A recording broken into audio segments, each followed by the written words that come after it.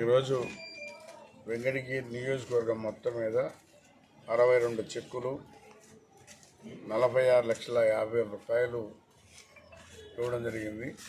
ఎవరైతే ఆరోగ్యం బాగలేకుండా వాళ్ళు ఆరోగ్యశ్రీకి వర్తించకుండాను ఉన్నవాళ్ళు బిల్లులు తెచ్చుకుంటే వాళ్ళందరినీ కూడా సీఎం ముఖ్యమంత్రి నిధి కింద పెట్టి ఈరోజు చెక్కులు పంపిణీ చేయడం జరిగింది.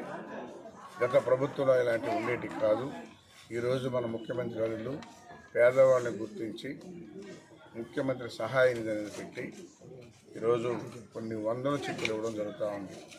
ప్రతి 10 రోజులకి ఒక 40-50 చెక్కులు 60 చెక్కులు ఇంకా కూడా నియోజకవర్గం మీద 200 చెక్కులు రావాల్సినవి ఉన్నాయి.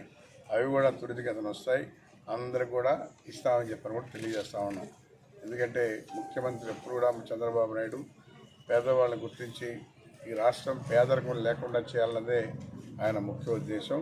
రాబోయే రోజుల్లో 2047కి మన రాష్ట్రంలో ఎవరు కూడా పేదవాళ్ళు ఉండకూడదనే కాన్సెప్ట్తో ఈరోజు పనిచేస్తామని చెప్పి తెలియజేస్తాం. చెక్కుల పంపిణీలో కూడా పార్టీలకు అతీతంగా ఒక తెలుగుదేశమే కాదు, ఏ పార్టీ వాళ్ళు వచ్చినా కూడా లేదు అనేది లేకుండా పేదవాళ్ళని గుర్తించి అన్ని వర్గాల వారికి అన్ని పార్టీల వారికి కూడా ఈరోజు ఈ ముఖ్యమంత్రి సహాయ నిధి ద్వారా మనం చెక్కులు పంపిణీ చేస్తామని చెప్పి కూడా తెలియజేస్తాం.